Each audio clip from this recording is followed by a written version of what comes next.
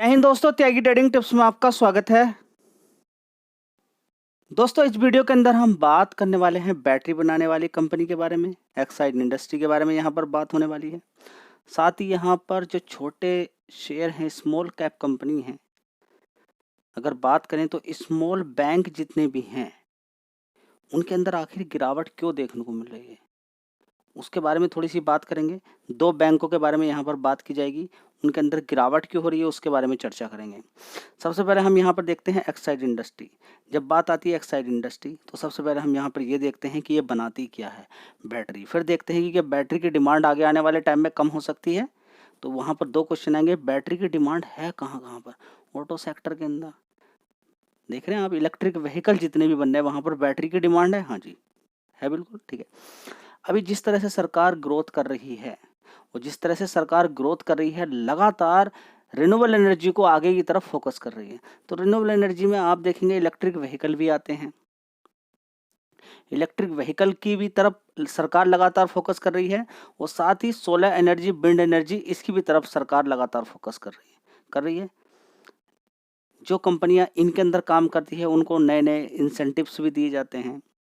सारी चीजें चल रही हैं, ठीक है। लेकिन बात यहाँ पे निकल कर आती है कि सोलर एनर्जी के अंदर हम ग्रोथ तभी कर सकते हैं जब तक हमारे पास बैटरी नहीं है। आप देखेंगे सोलर पैनल तो आप लगवा लेंगे, लेकिन उसके साथ आपको कितनी सारी बैटरी चाहिए, ठीक है।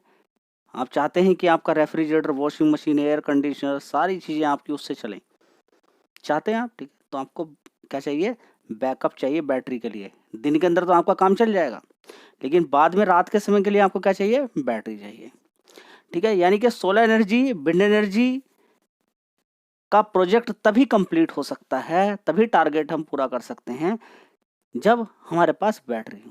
क्वेश्चन आता है यहाँ पर कि इलेक्ट्रिक व्हीकल की डिमांड आगे आने वाले टाइम में बढ़ेगी? बिल्कुल बढ़ेगी, बिल्कुल बढ़ेगी, नो डाउट। पीछे नहीं हट सकते हम, इलेक्ट्रिक व्हीकल की डिमांड आगे आने वाले टाइम में बढ़ेगी, जिस तरह से सरकार लगातार काम रही। क्यों? क्योंकि जिस तरह से नए नए टैरिफ की बात चल रही है, अचानक ही क्रूड का जबरदस्त गिरना, जबरदस्त तेजी, गोल्ड का जबरदस्त एकदम भाग जाना, तो यहाँ पर रिस्क नहीं लिया जा सकता, रिस्क नहीं लिया जा सकता। अचानक ही लड़ाई हो जाए, एक कंट्री कहेगी नहीं मैं आपको तेल नहीं दूंगा, सारा चीज खत्म हो जाएगा, दिक्कत में चला जाएगा सारी चीजें। तो इस समय क्या है कि हमें यहाँ पर अपना बैकअप पूरी तरह से तैयार रखना है। यानी कि बैटरी वाली कंपनियां आगे आने वाले टाइम में बड़ी ग्रोथ करती हुई नजर आ सकती हैं। आपके घर पे इन्वर्टर, देखिए लाइट भी अगर आप देखें, शहर के अंदर भी 24 घंटे लाइट नहीं चलती है, लेकिन हाँ कह सकते हैं कि 15 घंटे 17 घंटे लगातार लाइट चलती रहती है। खासकर गर्मियों के टाइम पर तो बहुत ज़्यादा कटती रहती है लाइट, एक एक 2-2 घंटे के लिए लाइट गायब हो जाती है सिटी के अंदर भी, ठीक है। उस समय क्या होगा, बैटरी काम करेगी, ठीक है।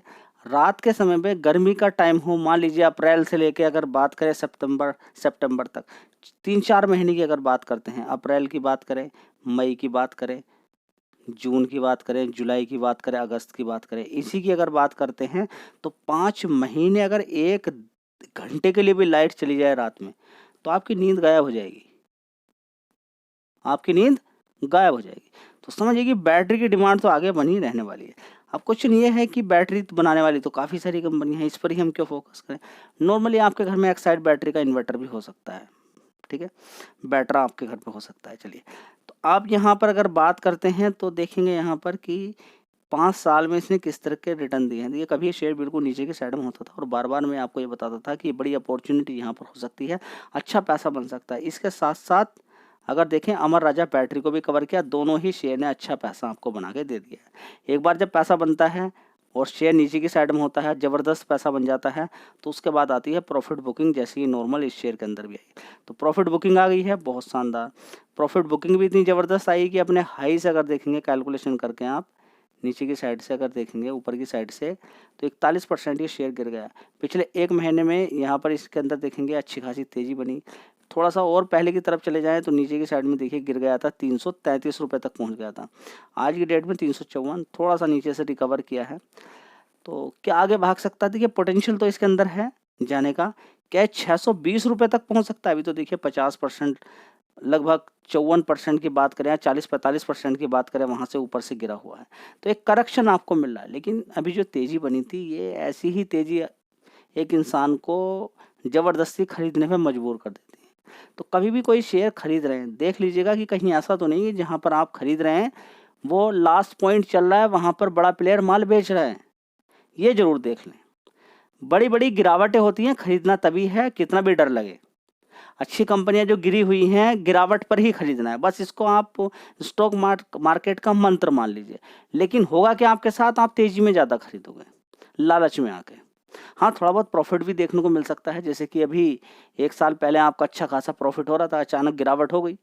वो गिरावट होनी थी क्योंकि ज़बरदस्त तेजी बनी थी, उस पर ध्यान नहीं दिया, प्रॉफिट बुक नहीं किया, मार्केट धीरे धीरे गिरा, कोई समझ भी नहीं पाया और अच्छा खासा पोर्टफोलियो के अंदर नुकसान देकर मार्केट चला गया। और अब गिरावट हो गई है, अब धीरे धीरे बड़ा प्लेयर वही अपना स्टाइल से नीचे की साइड से खरीदता है और ऊपर जाके आपको बेचता है। तो एक्साइड इंडस्ट्री के अंदर आप देख सकते हैं, मार्केट कैप देखिए सबसे पहले 30,000 करोड़ का। तो ये जरूर देखना चाहिए आपको कि छोटी, अगर मान लीजिए 2 लाख करोड़ की कंपनी होती है, 1 लाख करोड़ का मार्केट कैप कम होता है इसका, तो फिर भागना बड़ा मुश्किल पड़ता है शेयर को। अच्छी खासी जब भी किसी कंपनी का मार्केट कैप ज़्यादा हो, खरीदने से पहले 50 बार ये सोचे कि ये गिरा हुआ है क्या नहीं हुआ। ठीक है, मैं आपसे हमेशा बोलता हूँ, रिलायंस इंडस्ट्री को खरीदना हो गिरावट पे खरीदिए, HDFC बैंक को खरीदना हो गिरावट पे खरीदिए, जल्दीबाजी बिल्कुल ना करें। ठीक है, तो एक्साइड इंडस्ट्री की बात करें तो बिजनेस वाइज बढ़िया है। अब बिजनेस से ही काम नहीं चलता हो, गिरा हुआ भाव भी हम देखें तो ऊपर से गिरा हुआ भी है, ये भी देखना जरूरी है कि परफॉर्मेंस कैसी चल रही है, वो भी देख लेते हैं। चलिए पीछे हम नहीं जाते हैं, केवल 1 साल का ही देखते हैं। 1 साल पहले मार्च क्वार्टर 2024 के अंदर 4,173 करोड़ की सेल्स थी, उसके बाद 4,400 करोड़, 4,450 करोड़, 4,017 करोड़ और 4,300 करोड़, यानी कि फ्लैट परफॉर्मेंस हम बोलेंगे या थोड़ा सा कम यहाँ पर बोलेंगे, लेकिन पिछले क्वार्टर की अपेक्षा थोड़ी सी परफॉर्मेंस अच्छी है। ठीक है, इसके अलावा देखेंगे ऑपरेटिंग प्रॉफिट 425 करोड़ का था, देखिए 472, 473 था, 428 करोड़ का रह गया। ठीक है, चलिए गिरावट है तो प्रॉफिट कम भी है तो कोई दिक्कत नहीं, चलेगा। देखिए जब शेयर आसमान पर हो उस समय अगर प्रॉफिट गिर जाए तो दिक्कत होती है। चलिए अब यहाँ पर देखते हैं 188 करोड़ का प्रॉफिट हो गया, उससे पहले 158 था। 200 की रेंज में प्रॉफिट अगर होता तो अच्छा था, 220 करोड़ से मान के चले। ठीक है, उससे पहले आप देखेंगे 224 करोड़, यानी कि कुल मिला के 230 करोड़ से ऊपर की तरफ अगर इसका प्रॉफिट आता तो अच्छी बात थी। तो प्रॉफिट वाइज अगर बात करें तो मज़ेदार नहीं है, बिजनेस वाइज बात करें तो मज़ेदार है, सब कुछ ओके है। ठीक है, बिजनेस वाइज बात करें तो बढ़िया कंपनी है, लेकिन अगर बात करते हैं अभी के प्रॉफिट के अकॉर्डिंग तो मज़ेदार बात नहीं है। चलिए तो रिजर्व देखते हैं 13,800 करोड़ का, बोरोइंग कितनी है 2,000 करोड़ की। ठीक है, तो बोरोइंग इस पे 588 करोड़ से बोरोइंग बढ़ के 2017 करोड़ हो गई। तो ये भी एक निगेटिव चीज़ ही है, कोई अच्छी चीज़ तो नहीं है। अब ये सारा पैसा जो जो भी बोरोइंग जाएगी ये प्रॉफिट में से निकलेगा, सारी चीज़ें रेवेन्यू के अंदर से जाएगा सारी चीज़ें, तो प्रॉफिट कम ही होगा। तो ये बात आपकी समझ में जानी चाहिए। चलिए हम यहाँ पर सबसे पहले बात करने वाले हैं इक्विटास स्मॉल फाइनेंस बैंक। ठीक है, इन कंपनी ये बैंक जितने भी हैं स्मॉल फाइनेंस बैंक, इनके मार्केट कैप छोटे हैं, अगर ये परफॉर्मेंस अच्छी दिखाएं तो यहाँ पर पैसा अच्छा बन सकता है। 7,000 करोड़ का सिर्फ मार्केट कैप है, 49 का पीई है। ठीक है, तो यहाँ पर बात करें पैसा बढ़िया बन सकता है, लेकिन दिक्कत परेशानी वाली बात क्या है, क्या कि जितने भी बैंक है छोटे स्मॉल फाइनेंस बैंक है, उनको एफडी मिलना बहुत ज़्यादा ज़रूरी है। ठीक है, अभी अभी आपने बहुत सारे बैंक जो छोटे छोटे बैंक थे, ठीक है, उनमें आपने देखा कि बड़ा बड़ा घोटाला पाया गया। ठीक है, अभी मैं ये नहीं बोल रहा हूँ कि घोटाला पाया गया तो पैसा नहीं मिलेगा, बहुत सारा पैसा सरकार के पास रिजर्व्स में रखा रहता है। किसका, बैंक का, तभी बैंक आगे चलता है सिक्योरिटी के रूप में, अगर कोई दिक्कत परेशानी होगी तो वो पैसा दिया जा सके। तो घबराने वाली तो इतनी कोई बात नहीं है, सरकार यहाँ पे सारा रिस्क लेती है। अगर आपका 5 लाख तक की एफडी रहती है तो वो सारा पैसा आपका दिया जाएगा, 5 लाख से ऊपर की एफडी है तो दिक्कत होती है। तो होता क्या है कि लोग, बहुत सारे लोग हैं जो एफडी कराने वाले हैं, उनको एक शौक होता है एफडी कराने का, वो कराते रहते हैं क्योंकि रिस्क नहीं रहता है एफडी में। एफडी में क्या रिस्क रहेगा, स्टॉक मार्केट के अंदर रिस्क रहता है, वहाँ पर गिर जाते हैं शेयर, लेकिन स्टॉक मार्केट में लोग इसलिए आते हैं गिर जाए, अगर एसआईपी वहाँ पर की जाए तो एक लॉन्ग टर्म में अच्छा पैसा बन जाता है। ठीक है, तो इक्विटाइज स्मॉल फाइनेंस बैंक की अगर बात करते हैं यहाँ पर, तो 63 रुपये 81 पैसे का भाव इस समय है, थोड़ी गिरावट यहाँ पर देखने को मिल रही है। ठीक है, इन कंपनियों के प्रॉफिट के अंदर अगर हम देखें, सबसे पहले तो देखिए 1 साल में 32% गिर गया, तो प्रॉफिट देखते हैं कि किस तरीके का है इनका। चलिए इक्विटास स्मॉल फाइनेंस बैंक की अगर बात करते हैं तो देखिए मार्च क्वार्टर एक साल पहले 1445 करोड़ का था, उसके बाद 1500 करोड़, उसके बाद 1555 करोड़, उसके बाद 1612 करोड़। तो जो छोटे बैंक हैं उनमें भी आपको एक अच्छे बैंक के अंदर ही पैसा लगाना है। ये छोटे छोटे जो बैंक हैं इनके अंदर कभी भी अगर दिक्कतें परेशानी होगी तो आप घबरा सकते हैं। देखिए प्रॉफिट को अंदर अगर आप देखते हैं 26 करोड़ का था, 13 करोड़, 66 करोड़, अब 42 करोड़ का प्रॉफिट रह गया। ठीक है, उससे पहले देखिए कितना अच्छा शानदार प्रॉफिट देखने को यहाँ पर मिलता था। ठीक है, तो बात आपकी क्लियर हो गई है। चलिए अब देखेंगे यहाँ पर सबसे बड़ी दिक्कत ये है क्या क्या कि यहाँ पर ग्रोस एनपी कितना का था 2.73% का, बढ़ते बढ़ते 2.95, 2.97। अब इनका जो एकदम से ही जो इन बैंकों का जो छोटे मार्केट कैप वाले बैंक हैं उनका अचानक ही जो एनपीए बढ़ जाता है, वही बस दिक्कत इतनी लेकर चला जाता है। ऐसा नहीं कि देखिए डूबने तो आसानी से नहीं दिया जाता है बैंकों को। ठीक है, अब ऐसा नहीं कि इसकी कंडीशन बहुत ज़्यादा है, इसका एनपीए 4-5 का 6 का चल रहा है, ग्रोस एनपीए नहीं, ऐसा नहीं है। कमांड है, ठीक है, लेकिन फिर भी पैसा हिसाब से ही आपको लगाना है। जो अग्रेसिवली बैंकों के अंदर पैसा लगाते हैं वो थोड़ा सोच समझ के लगाएं, क्योंकि जब पैसा घोटाला होता है तो बड़ा इतना घोटाला हो जाता है कि फिर निकलने तक का मौका वहां से नहीं मिलता है। ये बात आपकी समझ में जाएगी। चलिए अगला शेयर है बंधन बैंक, देख लेते हैं। दोस्तों रिकमेंडेशन किसी भी शेयर की नहीं है, नहीं आप बता दीजिए खरीदना है या बेचना है, नहीं नहीं। देखिए ये सारी चीज़ें आपको नहीं मिलने वाली कि यहाँ पर खरीदना है वहाँ पर बेचना नहीं। आपको अच्छे अच्छे शेयर कैसे काम करना होता है, कैसे ढूंढना होता है, वो आपको सारी चीज़ें मैं आपको बताता रहता हूँ। मैं जहाँ पर बंधन बैंक के बारे में बोलता हूँ, जहाँ पर इक्विटाइज स्मॉल फाइनेंस बैंक के बारे में बोलता हूँ, वहाँ पर मैं आईसीआईसीआई बैंक, एसबीआई बैंक और एचडीएफसी बैंक के बारे में बोलता हूँ। ठीक है, तो आपको अपने रिस्क के अकॉर्डिंग देखना है कहाँ पर ज़्यादा पैसा, कहाँ पर कम पैसा। सीखिए मार्केट में काम कैसे किया जाता है। इतना हार्ड नहीं कि मार्केट में आप काम ना कर सकें। ठीक है, देखिए मैं आपको सिर्फ शेयर बता दूँ, वो भाग गया नहीं भागा, ठीक है, बस वहीं तक आपकी लाइफ रह गई तो आप टिक नहीं पाएंगे। कहीं ना कहीं फिर आप हिसाब से ज़्यादा पैसा लगा देंगे स्टॉक मार्केट, आप लाइफ टाइम तक पैसा कमा सकते हैं। ये एक ऐसी जगह है जहां पर आप लगातार कंटिन्यूसली अपनी ज़िंदगी भर पैसा कमा सकते हैं, और चाहो तो उल्टी सीधी हरकतें करके आप ज़िंदगी भर का पैसा सिर्फ 1 महीने में गवा भी सकते हो। 1 महीना छोड़िए, 3 घंटे में काम खत्म हो जाएगा अगर कॉल पुट खेल लिया तो। ठीक है, तो बंधन बैंक की बात करते हैं तो कभी ये 500 रुपये का शेयर होता था।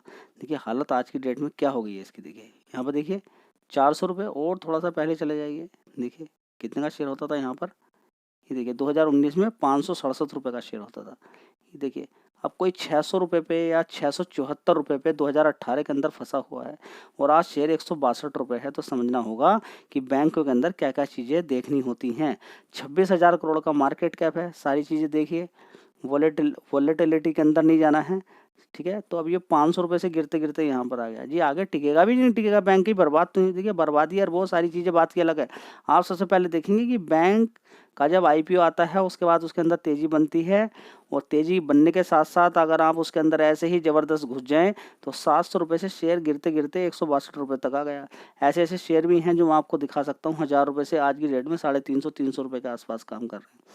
उससे भी नीचे नीचे की बात करें, राजेश एक्सपोर्ट्स को देख लीजिए आप, 800-900 रुपये, 1000 रुपये का शेयर कहाँ पर आपको देखने को मिल रहा है आज की डेट में। चलिए तो दोस्तों यहाँ पर आप देखेंगे बिजनेस के बारे में भी यहाँ पर पता चलता है। जब हम बात करते हैं रेवेन्यू, तो रेवेन्यू जनरेट हो रहा है, मतलब बिजनेस है कंपनी के पास, बैंक के पास। 5,189 करोड़ का रेवेन्यू आता है इसका मार्च क्वार्टर 2024 के अंदर। उससे पहले 5,500 करोड़ का, उसके बाद देखिए 5,500 करोड़, उसके बाद 5,400 करोड़, उसके बाद 5,400 करोड़, मतलब 5,400 5,500 पे ही अटक गया है। ठीक है, चलिए कोई बात नहीं, अटक अटक जाने दीजिए।